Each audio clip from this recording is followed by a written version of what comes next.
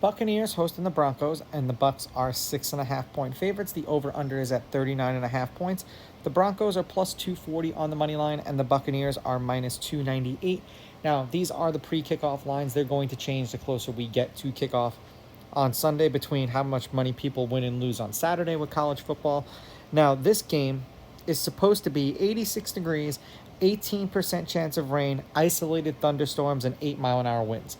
So it'll just depend on if it's one of those isolated thunderstorm where it's a monsoon and it becomes, completely disgusting, or if it's just a little bit of a sprinkle and that's sort of all she wrote.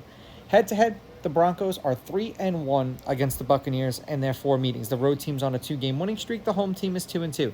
The favorite has won and covered the last 2 games. The favorite is 2-2 against the spread, and the favorite is a perfect 4-0 on the money line. The under has hit in their last 2 games. The under is 3-1, and the under at 39.5 also 3-1. The Broncos have not really looked like a cohesive offense. Week 1 they came out and they looked good, and then kind of week 2, the Steelers defense is exceptional. So we won't take away from what the Steelers defense is. However, the Broncos offense looked atrocious. There was a total of 46 points and 19 points. They scored 20 points in their first loss to the Seahawks, and then 6 points in a loss at home to the Steelers. For the Buccaneers, 57 points and 36 points. 37 points in a win, 20 points in a win in Detroit, and we're just waiting for that Baker Mayfield cycle to begin.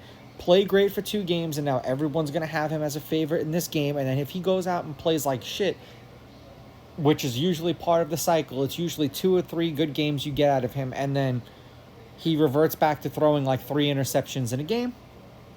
We'll see.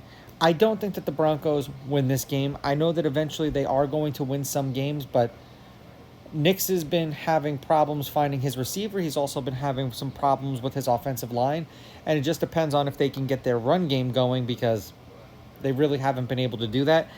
I'm going to take the Bucks with the money line. I will take the Bucks laying the points. The over/under is where I'm concerned, because it's just how many points are the Broncos actually going to give up to the Broncos.